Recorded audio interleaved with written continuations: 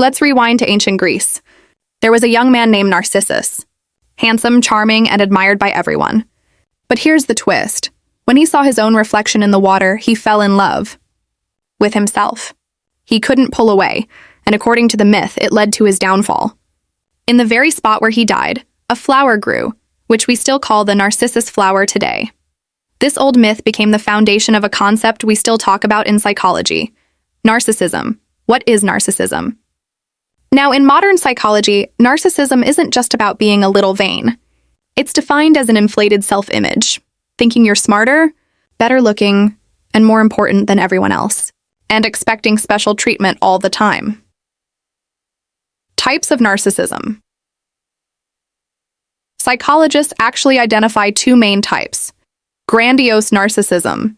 These are the loud, attention-seeking, extroverted types. They thrive on power and status, and sometimes you'll see them in politics, celebrity culture, or leadership roles. Vulnerable narcissism, quite the opposite.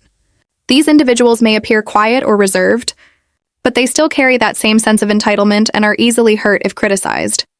Both types can cause problems, not always immediately, but in the long run, narcissism in relationships and leadership.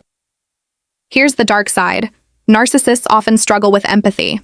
In relationships, they may come across as selfish or even unfaithful.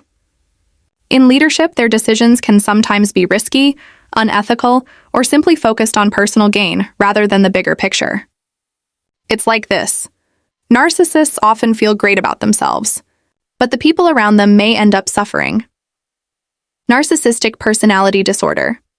When narcissism becomes extreme, it can develop into something psychologists call narcissistic personality disorder, or NPD. Around 1 to 2% of the population is believed to have it, and it's more common in men. Traits of NPD include a grandiose view of oneself, a constant need for admiration, problems with empathy, a sense of entitlement. What makes it a true disorder is that these traits take over a person's life and relationships, creating real, long-term problems. Causes of narcissism. So, where does narcissism come from? Research shows it's partly genetic, meaning some people may be more likely to develop it from birth. But environment also plays a role. Children who are constantly told they're special, better, or more important than others may develop grandiose narcissism. On the other hand, children raised by cold or controlling parents may develop vulnerable narcissism.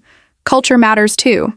In countries like the United States, where individuality and self-promotion are highly valued, narcissism has been on the rise since the 1970s. Add in today's social media, and narcissists have even more platforms to chase likes, attention, and admiration. Can narcissism be improved? So, the big question, can narcissists change? The answer is yes, but it's not easy. Self-reflection, compassion practices, and awareness of their own behavior can help. But here's the challenge. Looking at yourself honestly, without the filter of admiration and praise, can be very uncomfortable for a narcissist. And sticking to that process takes real effort. In the end, narcissism isn't just a word we throw around on social media. It's a deeply studied personality trait that can shape relationships, leadership, and even entire cultures. So the next time you meet someone who seems just a little too in love with themselves, you'll know the psychology behind it.